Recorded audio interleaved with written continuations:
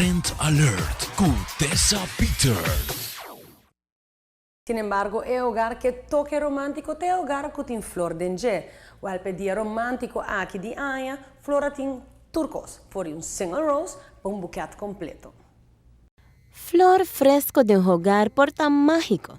Banda di agregana estética de casa e tem uma influência positiva comprova. Flor te traz alegria, te alivia stress, te agregana compaixão e basicamente te agregana positivismo de assunto te receber.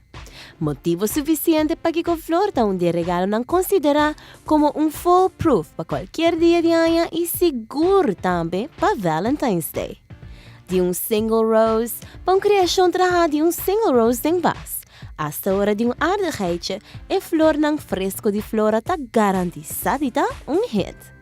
Arreglo ng personalizar, combinação ng trabalho segundo gusto e carteira de cada quem. Tahasi com a flora por busca por regalo para toda dama de mais importante da vida. Com a tarjeta e tour, escolhe turcos. De vas pe flor de mais bonita, de color ng kubosaku e lo gusta. Of het color kubosaku lo fet com perfeição em sua sala of camper. Imaginabo mes e possibilidade não. E se você nota criativo, ou você não tem tempo e energia para hincar momentos de projeto romântico assim, não tem problema.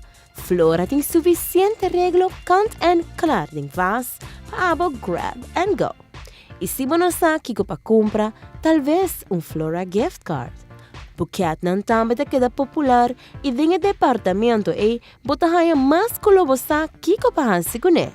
Para isso, você preferir mata no lugar de flor fresco, para que você aproveitar de orquídea de variedade de color e oh my, assim é bonita também na 3 passion award.